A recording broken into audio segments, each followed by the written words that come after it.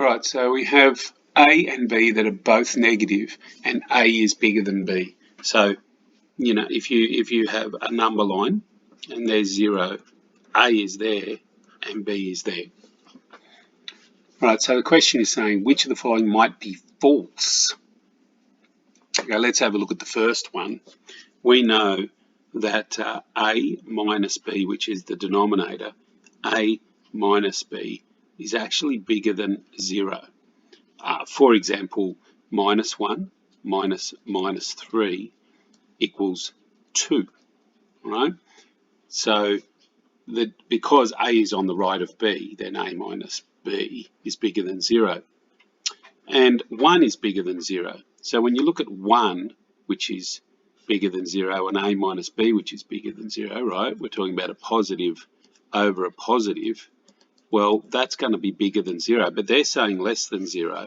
So which might be false? This one. This one's the answer to the, straight on up, the answer to the question. Okay, but let's just explore the others for for the sake of working through these.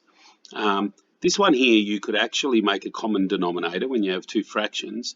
So this will be a squared minus b squared over ab.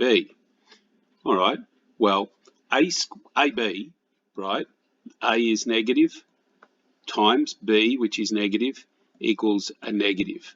So the denominator is negative, but a squared minus b squared, if you take any number,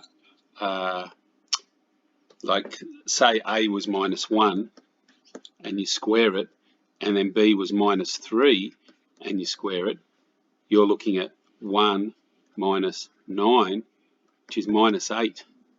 So that's negative, right?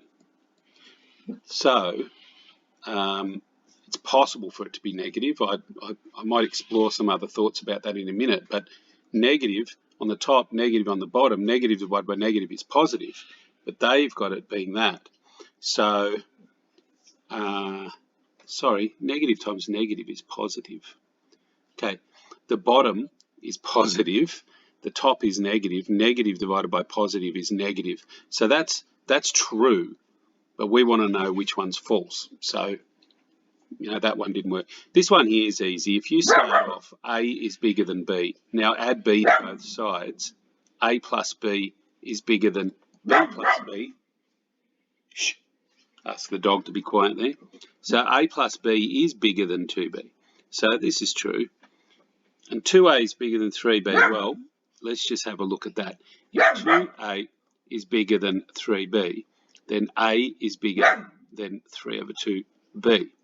All right, A is bigger than 1.5B. Now, if you think about it on this number line here, I might need to draw the number line a bit bigger.